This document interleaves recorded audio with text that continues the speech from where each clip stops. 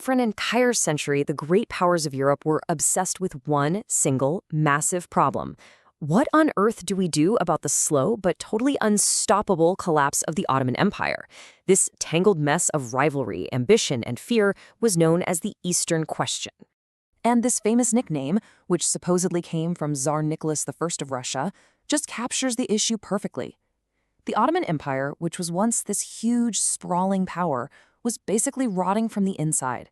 We're talking rampant corruption, a stagnant economy, and a military that just couldn't keep up anymore. And that really is the heart of it, isn't it? When an empire that big starts to crumble, it leaves behind a massive power vacuum. And this one was in the Balkans, one of the most strategic places on the map. So this was never just about the fate of one empire. It was about who was going to rush in and control the future of southeastern Europe. So at its core, the Eastern Question was really just a century-long, high-stakes diplomatic chess match. It was a dangerous game played by the most powerful nations on Earth, all vying for the spoils of a dying empire. Okay, so who were the main players in this great game, and what did they really want? All right, let's break this down, because this is where it gets really interesting. You've got Russia, desperate for warm water ports to get its navy into the Mediterranean. Then you have Great Britain, absolutely terrified that Russia could threaten its precious trade routes to India, so their whole goal is to block Russia at every turn. Meanwhile, Austria-Hungary is looking at all the nationalism in the Balkans and worrying that those ideas might spread to its own multi-ethnic empire. And the Ottoman Empire? They're just trying to survive, playing these giants against each other, hoping to live another day. With all these competing interests, it was only a matter of time before things erupted. And that first major explosion was the Crimean War. But the seeds for it were planted years earlier. So first you had the Greek War of Independence. This was a huge deal because it proved that nationalist movements could actually win, but only if they got help from the great powers. That set a really dangerous precedent. Then, a fight that seemed like a small-time dispute over who controlled Christian holy sites in Jerusalem just spiraled out of control. It gave Russia the perfect excuse to make its move. And this slide just lays out this central conflict perfectly. Russia's stated goal was to protect Orthodox Christians, but really, that was just a pretty thin cover for naked expansionism. In response, Britain and France teamed up with the Ottomans. Now, it's not because they loved the Sultan. It's because they feared a powerful Russia dominating the region even more. In the end, Russia lost. But the Treaty of Paris that followed, well, it was really just a band-aid. All it did was prop up the Ottoman Empire for a little while longer and put Russia's ambitions on pause.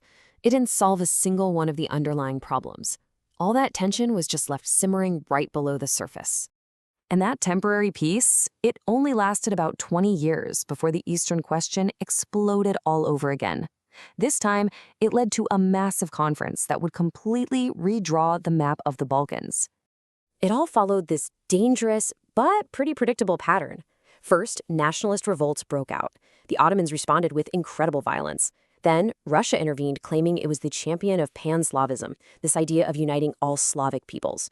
But when Russia won and proposed creating this huge pro-Russian state of Bulgaria, the other powers just freaked out and slammed on the brakes, forcing a major do-over. The Congress of Berlin was basically a land grab disguised as diplomacy. Now, don't get me wrong, several Balkan nations got their full independence, which was a massive victory for them. But take a look at who else got a piece of the pie. Austria-Hungary gets to run Bosnia. Great Britain snags Cyprus. Everyone was looking out for number one. But here's the crucial point, the thing you have to remember. This solution was a long-term disaster. Russia felt cheated out of its victory. The brand new Balkan states were hungry for even more territory. And most importantly, it put Austria-Hungary and Russia on a direct collision course for control of the region. The powder keg was now officially primed and ready to go. So by the time we get to the early 20th century, the old diplomatic system is just breaking down. The problem is too big, the rivalries were way too intense, and events started to spiral toward a catastrophe that would engulf the entire globe. Just look at how fast everything escalated. In 1908, Austria goes ahead and annexes Bosnia, which absolutely infuriated Serbian nationalists.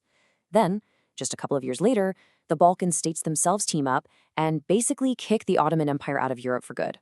The sick man wasn't just sick anymore, he was collapsing.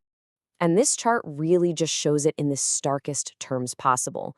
After the Balkan Wars, the Ottoman Empire had lost 90% of its European land. This wasn't a slow decline anymore.